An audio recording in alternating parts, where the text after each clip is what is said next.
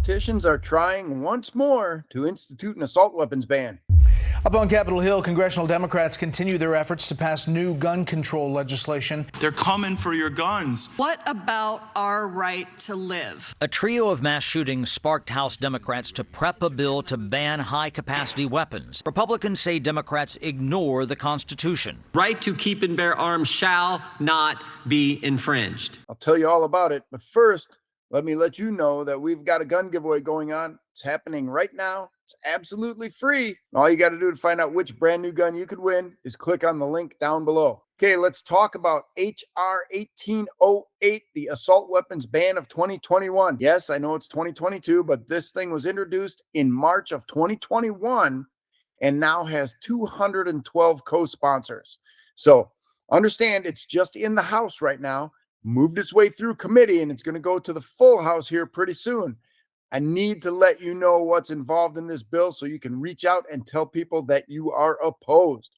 First of all, I'm going to read some of this stuff right off here so I don't cause any problems. I don't get anything wrong, all right? This bill would make it a crime to knowingly import, sell, manufacture, transfer, or possess a semi-automatic assault weapon or large capacity ammunition feeding device.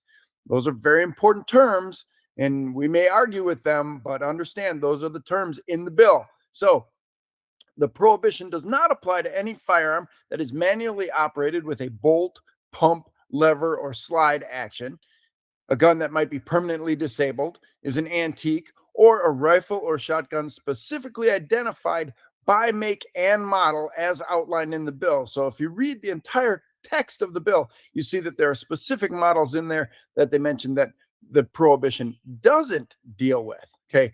Additionally, the bill does allow for the continued possession, sale, or transfer of grandfathered semi-automatic assault weapons. And again, this is their terminology, not mine. So don't yell at me for using the term assault weapon. This is theirs. So, but it must be securely stored. And a licensed gun dealer must conduct a background check to make sure prior to the sale or transfer of any of these grandfathered weapons before they can be transferred even to private parties. So the bill then, here we go.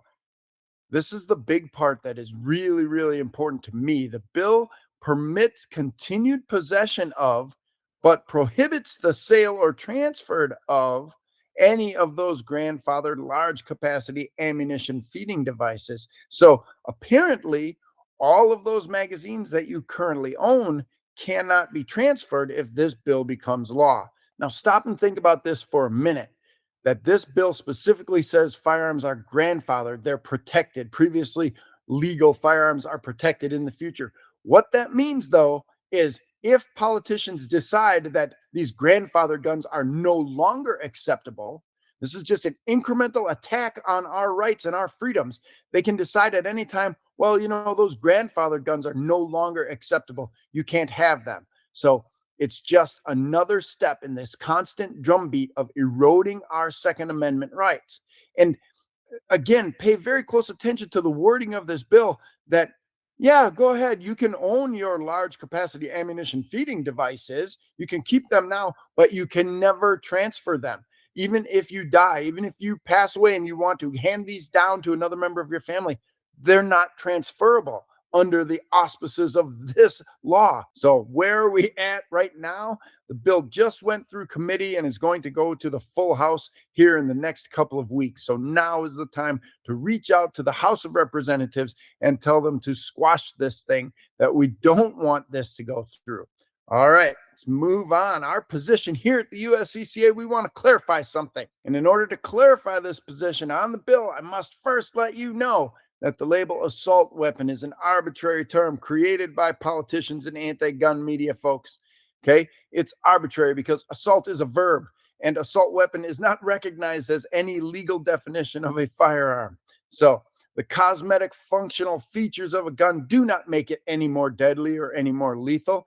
Things like a pistol grip or a bayonet lug or a large capacity, what they're calling a large capacity, I will call it a standard capacity magazine, but they're calling these large capacity magazines, don't change the fact that a semi-automatic weapon fires one round for every pull of the trigger. Then you have to release the trigger to fire another round. These cosmetic features do not change the deadliness or the lethality of the gun. They don't make any difference. They're simply cosmetic features.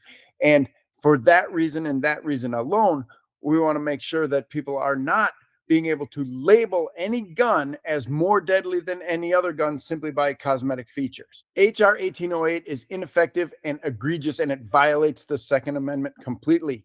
Your right to keep and bear arms is not and should not be restricted to specific types, models, and magazine capacity that the government finds unacceptable for private civilian use.